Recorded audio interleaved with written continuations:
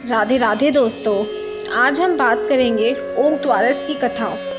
जन्माष्टमी के 4 दिन बाद वद के कृष्ण पक्ष की द्वादशी को ओक द्वारस मनाई जाती है। सुबह लकड़ी के पटरे पर भीगी मिट्टी से 7 गाय, 7 बछड़े, एक तालाब, 7 ढक्कन वाले भगोने से बना लेते हैं। पूजा के लिए थाली में चने मोट भीगे हुए, खीरा, केला, हल्दी, दूब, हरी घास, चीनी, दही, खुले पैसे, चांदी का सिक्का रख लेते हैं। 1 लोटा कच्चा दूध मिला पानी भरकर रख लेते हैं। अपने माथे पर भी हल्दी से टिक्की कर लेते हैं। फिर कहानी कहते सुनते समय हाथों में चना मोट लेकर छीलते रहते हैं और कहानी खत्म होने पर 7 भगोने जैसी कुल्हड़ियों में भरकर थोड़े से तालाब पर भी चढ़ा देते हैं। 7 खीरा, केला, चीनी, पैसा भी चढ़ा देते हैं।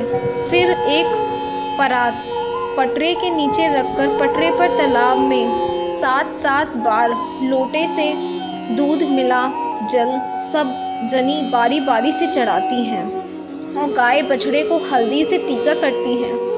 सास बहू या देवरानी जेठानी मिलकर फिर परात वाला जल, चांदी का सिक्का पर दूब हाथों में लेकर पटरे पर चढ़ाती हैं। इसके बाद पटरे को धूप में रखकर और सूखने पर मिट्टी जमुना जी में डलवा देती हैं। बाद में पटरे का सामान काम वाली को दे देती हैं। परात के जल को सब जनी मिलकर सूरज को देती हैं। फिर सीधे हाथ पर आधा छिले हुए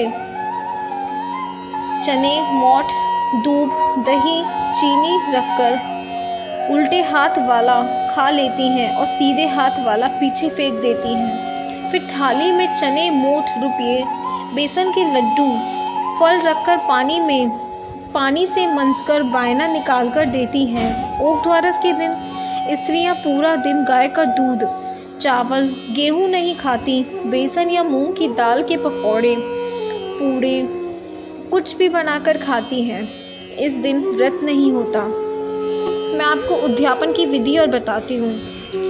जिस घर में इसी वर्ष लड़का उत्पन्न हो या लड़की की शादी हो, उस वर्ष पटरे पर 14 गाय, 14 बछड़े और 7 कुल्हड़ियाँ बनाई जाती हैं और एक बड़ी थाली या अखबार पर चने, मोट, एक खीरा, एक बेसन का लड्डू, 5 और 11 रुपये, 14 जगह ठेरिया बनाते हैं। उन पर साड़ी, ब्लाउज, पैरों पढ़ाई के रुपये, मिठाई, फल रखकर बायना मंसकर सासू के पैर छूकर देते हैं। सब घरों में भी एक ठेरी भिजवा देते हैं।